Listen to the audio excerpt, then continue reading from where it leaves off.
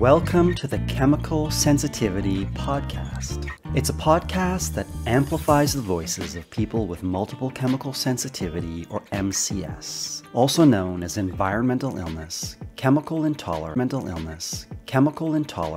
and toxicant-induced loss of tolerance. The podcast also highlights emerging research about the illness. This episode is titled Fragrance-Free Church. Although the focus is on churches, I think the discussion is relevant for anyone with chemical sensitivities, organization or not. In this episode, I'm speaking with Martha McLaughlin. Martha is the author of the extraordinarily well-researched book, Chemicals and Christians, Compassion and Caution. The book contains a lot of information about MCS. And Martha spent years exploring the science behind the illness. And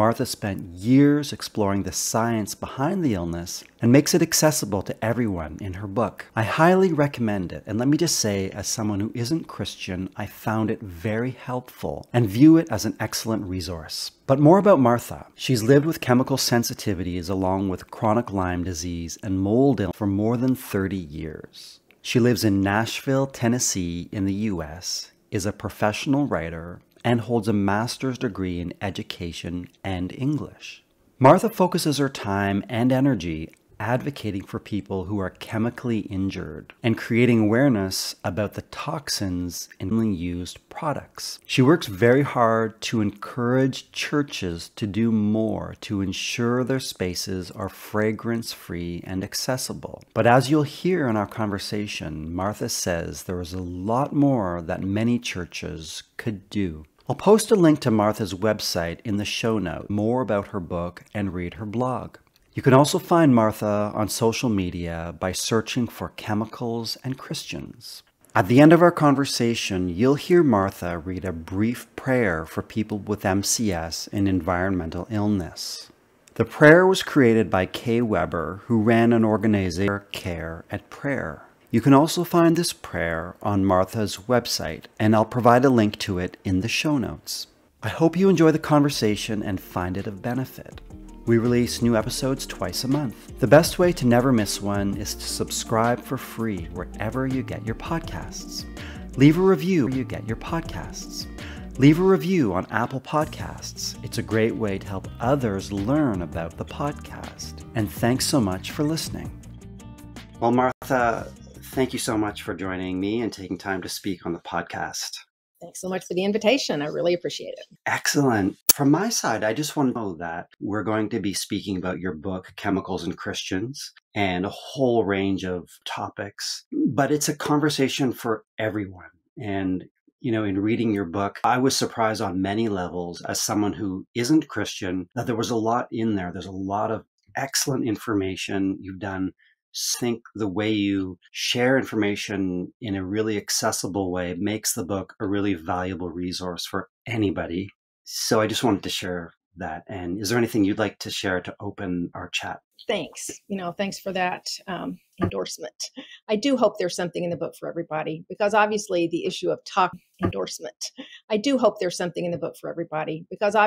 issue of toxins in everyday products is affecting every person on the planet. So I hope there's, information in there that can help people protect themselves. Obviously, as the title of the book indicates, I do talk about my faith and how it, intersects with the issues in the title, so nobody would feel blindsided by that. People should, know what they're getting into. I do find right now that there is sort of a tension in my life between trying to represent the Christian community and the MCS community. So if you will indulge me for, just a minute here at the beginning, I would like to directly address people in each of my communities.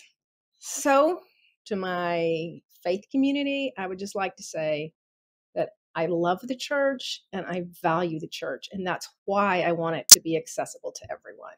My faith, my church, and strength to be able to, and that's why I say the things I have to say. I know people want to do the right thing, but we all have blind spots. No telling how many blind spots I have. There are some things that I have been forced to see, and I'm just now trying to make them visible to more people. And then to my canary community, first to see, and I'm just now trying to make them visible to more people. And then to my canary community, I would just like to say that if you have felt rejected or excluded or otherwise hurt by the church, then I am truly sorry. And I hope your heart will heal. And I hope that searching for a spiritual community, the doors will open for you to find one. And I don't know if I can help, but I promise you I'm going to keep trying to find it. Well, thank you very much. Why don't we start with, how did you get interested in this topic in the first place? And when did you write the book? And you spent a really long time writing it, didn't you? I did. You know, I came to it from personal experience, like a lot of us do. I became aware of this hidden world of the chemically injured when I became part of it. And then I had to learn more about the overarching issue of toxins in everyday products and how they're affecting everyone, just learning how to protect myself. I was community very long in sport groups, before I started seeing these recurring themes of people just feeling really hurt because they were trying to stay connected to their church or get connected to some spiritual community, and that was not being very successful for them. So I just started seeing the problem, and I couldn't find one that especially came at it from a faith angle. So then I started thinking, somebody should write one. And it took a surprisingly long time to get from that thought to, maybe I could do that. I never wanted to write a book. I really didn't. Back in college in the English department, when people were always talking, I participated in those conversations. I like to write short themes, like articles and haiku. That's what I like to write. But, it eventually became obvious to me that God was asking me to do this. So it took me a long time, but I did it. And you did a lot of research. And as we've talked about, the first half of the book, if I remember, the book is about 300 pages, close to that, around that. And about the first half is about you sharing a lot of deep research about chemical sensitivity, chemical intolerance. And you write about the kinds of chemicals that affect people, the challenges that all kinds of people with MCS have in indoor environments, whether it's school, work, and places of worship. You write about the major symptoms, the challenges of wearing masks and how people can judge you, how to try to get a medical diagnosis, and how people with MCS are often left to their own devices to figure out what's happening to them in terms of their health and what to do about that. So could we just unpack the first half of the book? Because would you agree that it's really accessible and a good one or not? I hope so. Yeah, I really did try to pack it with information, and stories. I really tried to balance both, personal experiences with the more scholarly stuff.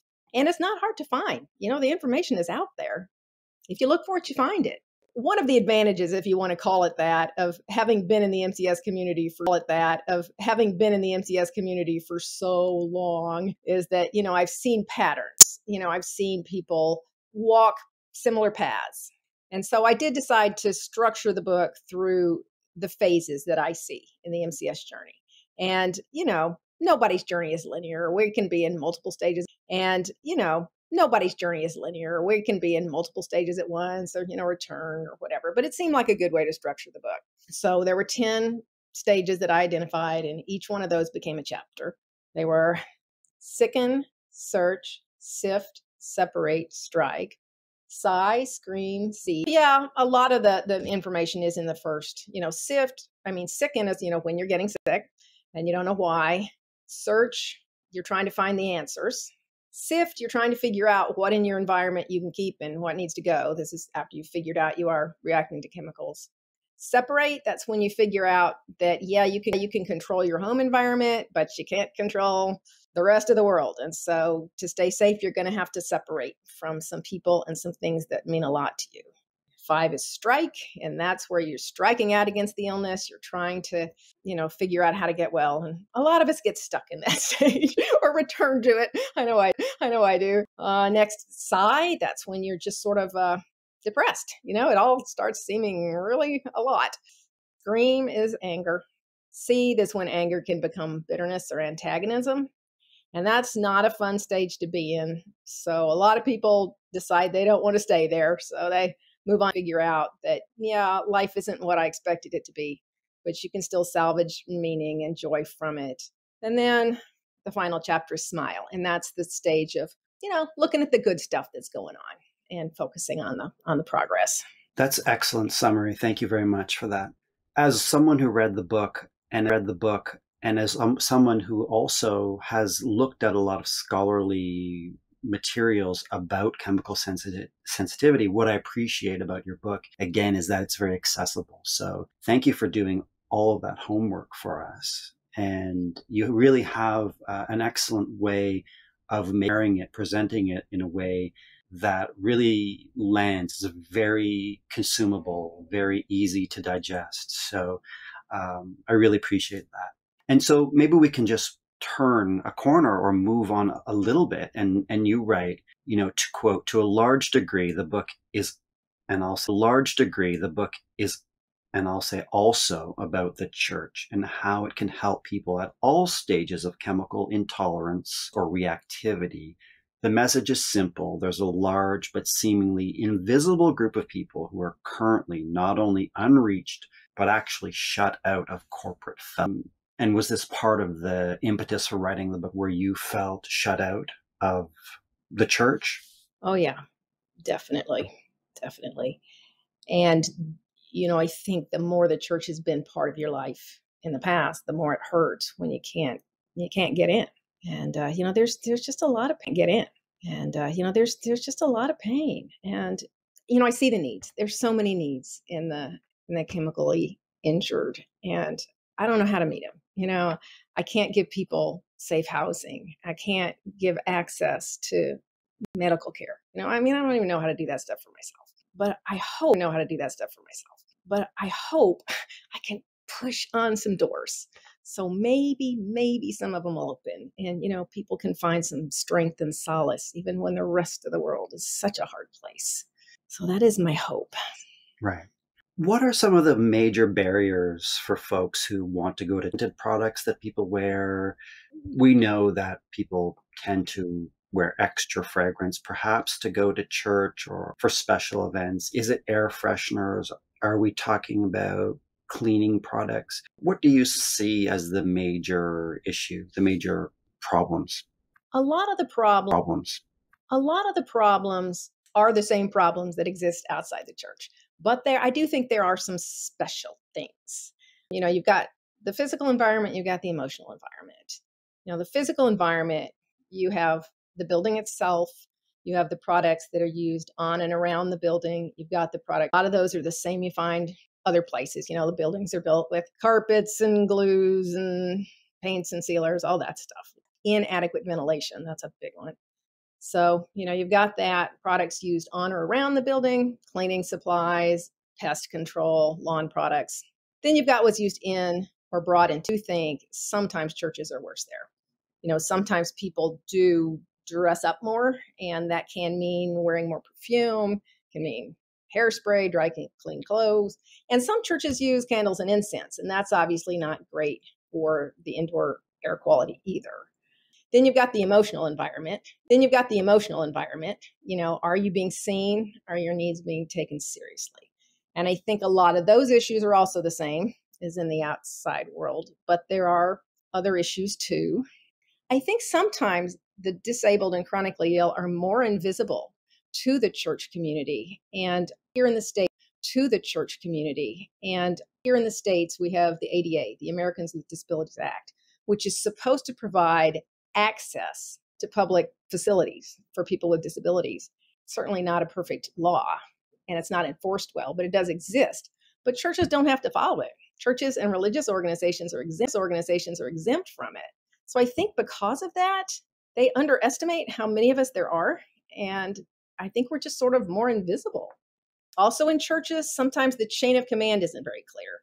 If you want to talk to somebody about changing a product, who do you talk to? Is it facilities manager? Is there a building committee? To note, because people come in and out of volunteer positions so often, sometimes someone will get a church to make a change, but it won't stick, because new committee members will come on and they don't even know about what the last committee did. So that can be a significant problem. There can be theological issues. There are some churches that teach, that believe, that if you have enough faith, you will not get sick or you will not stay sick. And obviously, if you have a chronic illness, that's not a good fit. That's not a good fit. And I have to say that even churches who don't say significant issue. And then also, I think churches can make incorrect assumptions when people disappear. When somebody doesn't show up at work or at school, somebody's going to follow up, figure out, why aren't they here? What happened? But when people disappear from church, I think the assumption is they got busy. It's not a priority. Their beliefs have changed. They got busy. It's not a priority. Their beliefs have changed. I don't think they very often think, hey, maybe this wasn't a choice. So yeah, those are some of the issues I see. Right. And in the book, you write about some of the early steps people often take when they first recognize that they have chemical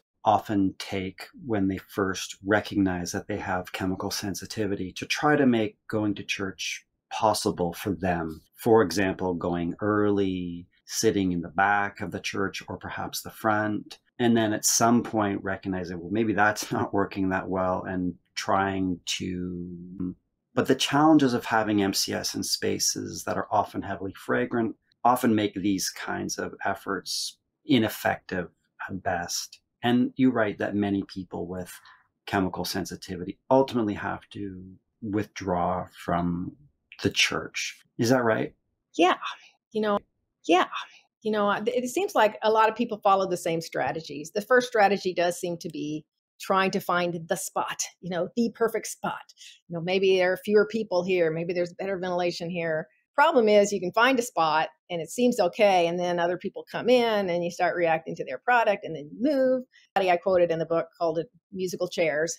And obviously you feel awkward and you're obvious and, it's not great. And sometimes the best air is at the front of the church because, there are fewer people. There's often, a space up there. But then if you do have to move, you are really obvious. And it's especially a problem if you've got a family, if you're, carting kids along with you, so people often try that, but they decide, this isn't perfect.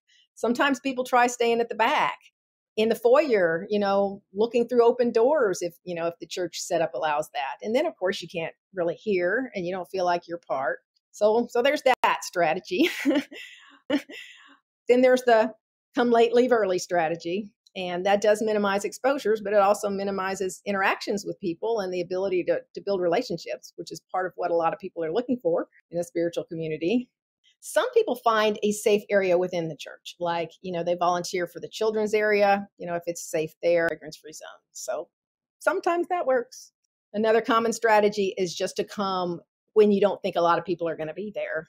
Like, even people who can handle the church environment most of the time sometimes don't show up on Christmas or Easter, or they'll look for like a midweek service, something that's expected to have a lower, really has a low attendance. Often churches cancel it, stop having it. It's not long ago, I was talking to a friend of mine. It was Easter week, and she was trying to connect with her church digitally, just online. They were going to stream something. And you know how it is. Those of us with chronic illness, you have to manage this. Those of us with chronic illness, you have to manage your activities and your food intake and everything so you can know that you're going to be alert at any given time. So she had done all that, showed up, and the church didn't turn the computer on. So she was talking to me and she said, if only people knew how hard we work to try to participate. People knew how hard we work to try to participate. And that just really resonated with me. We work really hard to try, but at some point it just isn't possible. At some point you just have to accept that it isn't possible anymore. Right. And that's very devastating, I can imagine, for folks. Yeah. Can cause a great deal of grief. Somebody I quoted in the book said that having to leave the church felt like losing her whole family at once. And I think that's a common feeling, just a lot of grief. Whole lot of grief. Understandable. And you talked a little bit about the challenge safer for folks with chemical sensitivity, and that can be really challenging and hard to navigate, figure what the best way is. If someone who is listening happens to be having these sorts of challenges with a church or even another religious setting, do you happen to have any suggestions? Do you recommend folks do ask for change? And how can this be done effectively? I think we need to accept that it's a process. It's a slow process, and we just have to keep trying. I have seen some non-success stories, and I've been trying to identify, is there a common denominator? It does seem sometimes like if a family is heavily involved in a church already, especially if one person in the family is in leadership but not on staff, like, if they're a deacon or an elder or a teacher, sometimes it seems like they're able to get a little more accommodation. You would think that a church staff member's family might be able to get more accommodation, but that has not been my experience. I think it's because other people don't want to take it on because they think, well, the staff member will, and he or she doesn't want so many ways to offend people. It's like you just don't want to go there. So, but I have to say, some people do have success. I don't know what the difference is, but there are success stories out there. Some churches really have stepped up. So I guess you just have to keep pushing on doors and see which one's open. Well, you write about the complacency of the church in their response. Is it a reflection of a wider phenomenon, a wider trend in North America and even beyond, of the church being complacent when it comes to accommodating folks who are chemically sensitive? Yeah, I do think it's pretty Sensitive. Yeah, I do think it's a pretty overarching pattern. I think a lot of the problem is just not connecting the dots between what we believe and how we act. Like, there are some stories those of us who grew up in the church have known since we were kids. And I think they're pretty well known outside the church too. But I don't think people tend to see them through the lens of disability or access, even though it's really right there, like the Good Samaritan. A lot of people know that story. It's somebody with a need, a couple people that you would have expected to meet the need did not, and somebody unexpected who didn't meet the need. Well, unfortunately, it was religious leaders. So, I think you can kind of easily, extrapolate from that there are some lessons here, about the church and the disability community.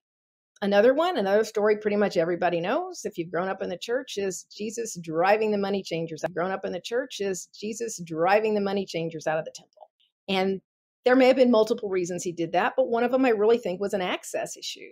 Because at the time, the temple was set up with separate courtyards and different people could worship in different parts.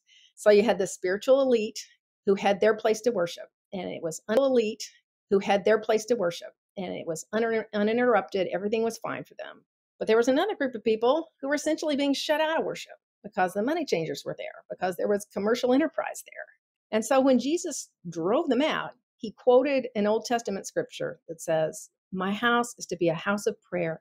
It says, "My house is to be a house of prayer for all people." And I think all means all. I think all means us. And then, of course, you've got the instruction everybody knows, love your neighbor as yourself. So what does that mean if you look at it through the lens of toxicity? What does it mean if you're even talking about just your who live near you? Does it maybe mean don't use toxic chemicals on your lawn? Think about your laundry products because those fumes are being pumped into the neighborhood air.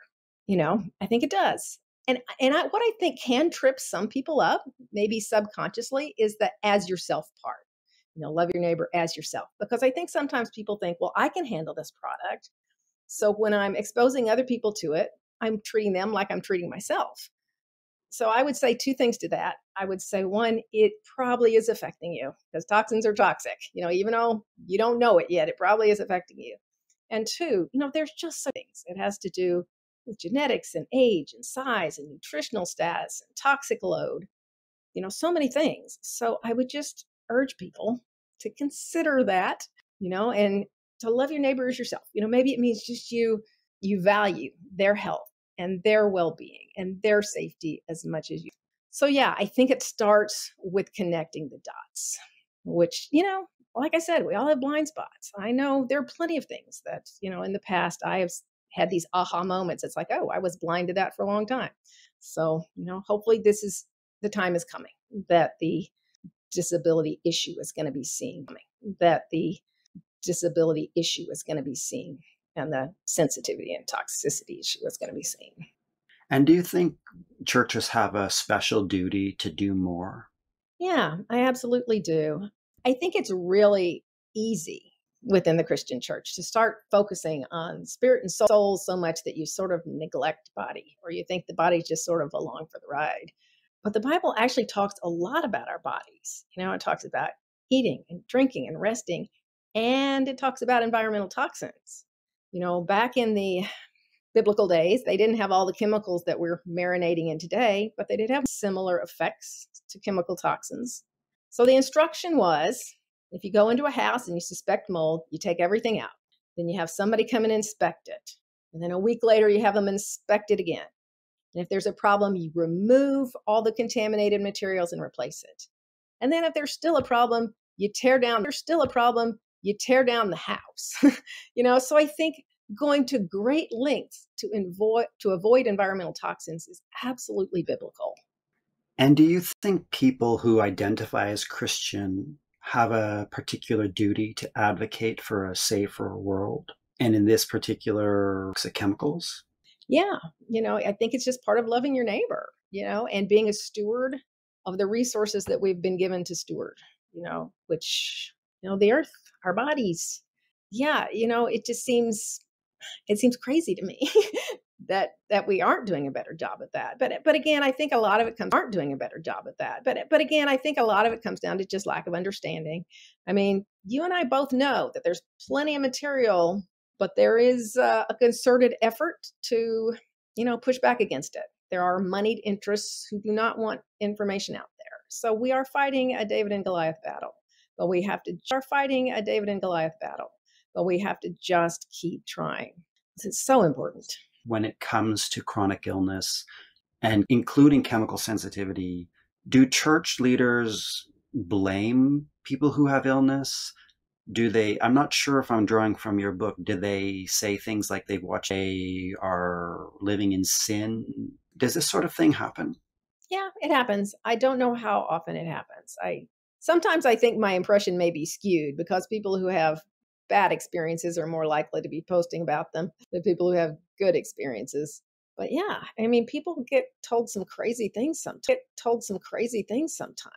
I think more often you just get ignored, partly because there's just so many needs. I mean, I really do understand it. I've, been in church, near church leadership, so much that I understand it. There's so many needs and you just feel like you can't meet them all. But I would argue this issue, the toxicity to the top, because it's affecting every single person, everyone, and sometimes affecting them really severely. So, we just have to keep saying that. But yeah, there have been people who've definitely been really hurt, So for a long time, I tried to at some point, I had to just start saying, yeah, they didn't do well there. That was not good. And honestly, I think it grieves God too, so we just keep trying. And for folks who are not able to go to church on a regular basis or at all because of chemical sensitivity, folks who belong or practice other faiths and religions and just can't participate in community, do you have any suggestions for people about how to rebuild support systems? Yeah, again, I wish I had a better answer. I do think sort of a both and strategy is what we have to do, right? Accept how it is and we push for change. So accepting how it is just realizing it might be challenging to find a local fellowship that you can join without, paying the price. But that doesn't mean you can't have spiritual support. A lot of us, myself included, have found a lot of support through phone groups or online groups. And they don't have to be anything big. You can start, in the Christian context, you can start with just praying with one other person on the phone, listen to a sermon, discuss it together. You can start small. And it's better than nothing. It actually can be better than nothing. It actually can be a real lifeline when when you've been shut out of everything. For people who have tried, I know that it can feel really emotionally challenging to keep putting yourself out there when you've run into shut doors. So to those people, I would say, I get it. If you need to just stop and rest and heal, I get that. But if you feel emotionally up to it, keep pushing on those doors, because if you can get one open, other people can come through too. It's not just for you. And I would say to hold on to hope, because, sometimes change is that tipping point, at some point. So I would just say, hold on to hope, keep trying. And as we move perhaps towards wrapping up our chat, I wanted to invite you to talk a little bit about the salvaging theme that you explore in the book, about salvaging a life. And you write, not only means accepting current limits and learning to be grateful for aspects of both present and past, but also involves the essential task of finding purpose in pain. So I'd love to ask you to unpack that a little bit, if you could, please. And is it important for people to accept their limitations? Is that what you mean about salvaging a life? It's part of it. Yeah, it's part of it. Partly, I mean, just realizing that there is still joy to be found. There is still joy to be found. There's still joy. There's still meaning. As far as finding purpose, that seems kind of clear for those of us with chemical sensitivities. I really think part of our purpose is to spread this word that these toxins are affecting you too. They're affecting everybody. It's an overused analogy too. They're affecting everybody. It's an overused analogy, but the canary in the coal mine analogy really does fit. Let the canaries be the warning. Learn the lesson from them. And so I do think that's a really big part of our purpose, is to just try to keep people healthy and sane, because chemicals can affect your mind too. So yeah, that's a big part of it. Everybody's got to find their own route. People salvage their lives in a different way, but gratitude is a big part of it, I think, for a lot of people. Just realizing there's still a lot to be grateful for and focusing on that. Trying negative stuff overwhelm you, trying to find the balance. Well, I want to thank you for everything you've shared. And it sounds to me, in reading your book and speaking with you, that you really have found a purpose by continuing to inform people about the threats, the hazards of everyday toxins. So I really appreciate all the work you do. Would you like to share anything else before we wrap up our conversation? I'm just grateful for the opportunity to talk about this stuff that means so much to me. And on a broader, I'm grateful that the book has been so well received within the secular awards and secular categories. And that's not something that I expected at all. So thank you to everybody who said something nice about my book. I truly appreciate it. And I wanted to ask you, just building on that, how has the book been received in the Christian community? Nobody's really pushed back against it, but it has not been received with as much enthusiasm.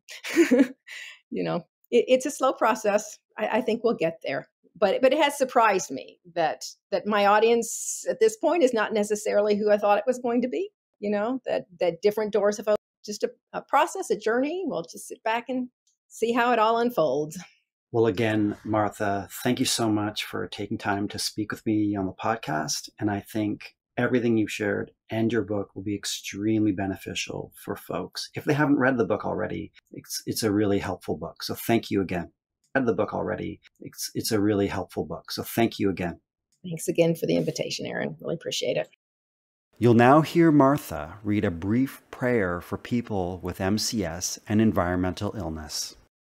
Share Care and Prayer was a long-running Christian support organization for people with chemical sensitivity. Passed away in 2011, and although the organization no longer exists, the annual tradition of designating a day of prayer for the needs of people with environmental illness continues. These are the 9 needs listed in the most recent call for prayer. 1. That more doctors would train to treat this illness, and more insurance too. that families and friends of those suffering would have more support resources available to them. 3. That Christian churches would support those suffering and find ways to accommodate them so they can attend church. 4. That cities would continue to clean up their outdoor air pollution. 5. Clean up their outdoor air pollution. 5. That safe housing options would become more readily available, providing clean indoor air. 6. That natural and clean food, water, and clothing would be more affordable and accessible. 7. That more research would be done on electromagnetic frequency would be available.